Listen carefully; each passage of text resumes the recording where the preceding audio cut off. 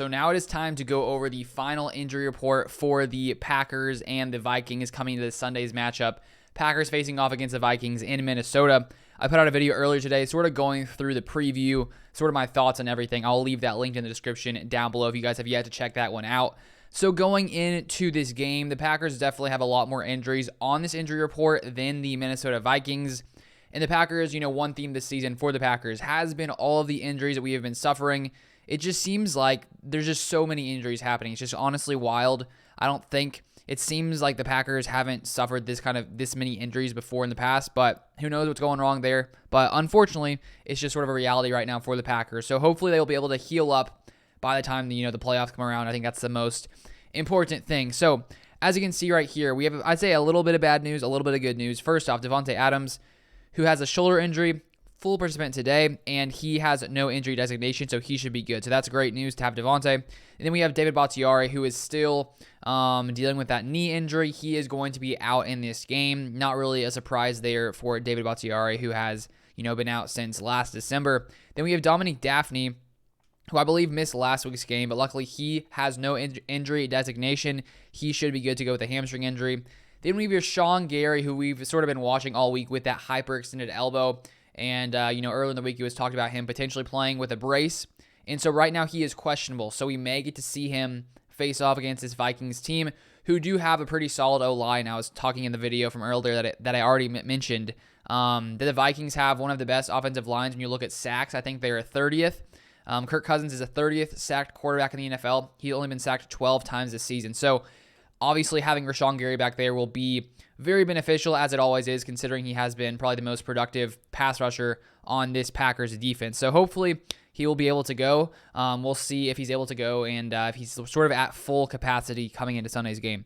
Then we have Aaron Jones, no surprise, out. He's going to miss the next couple of weeks with that MCL sprain.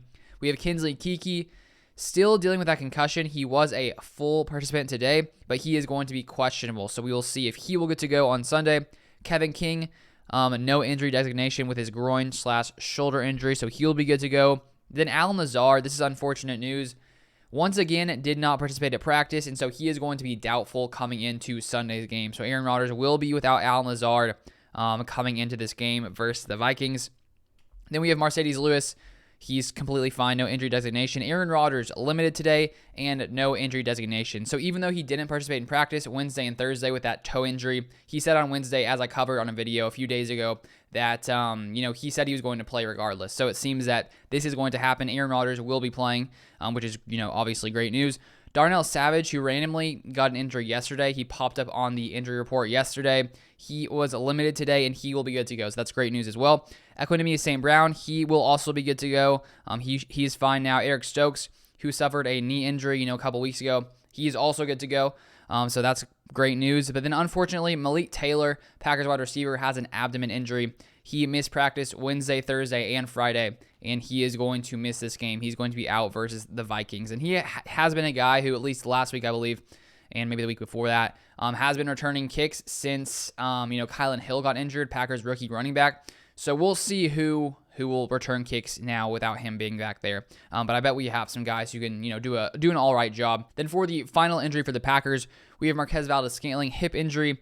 He was limited Friday. He came up yesterday on the injury report along with Darnell Savage, and he is luckily good to go. So good. Davante and MVS both will be good, but Packers will be without Alan Lazard on Sunday versus the Vikings. Now moving on to the Vikings, they have a much shorter injury list, as you can see right here. So Anthony Barr, he will be back this week, a knee injury, but he has no injury designation coming to the game. Rashad Breeland, cornerback, groin injury, he is questionable in this game. We have Ryan Connolly, linebacker. He has no injury designation. Then we have Wyatt Davis, guard. He will be out. Did not participate on Friday. And then Adam Thielen, full participant all week at practice, and he will be good to go as well. So it will be a fun matchup between the Packers and the Vikings. And if you've yet to watch my Packers-Vikings video, it'll be linked in the description down below if you guys want to go check that out now. But thank you guys so much for watching. I do appreciate it. As always, drop a like if you guys enjoyed it. It really just helps, with the algorithm, that YouTube algorithm, push it out to more people. So if you enjoyed it, drop a like. And if you haven't subscribed, feel free, consider subscribing if you enjoy Packers content, Packers news, all things Packers, because that is what this channel is for.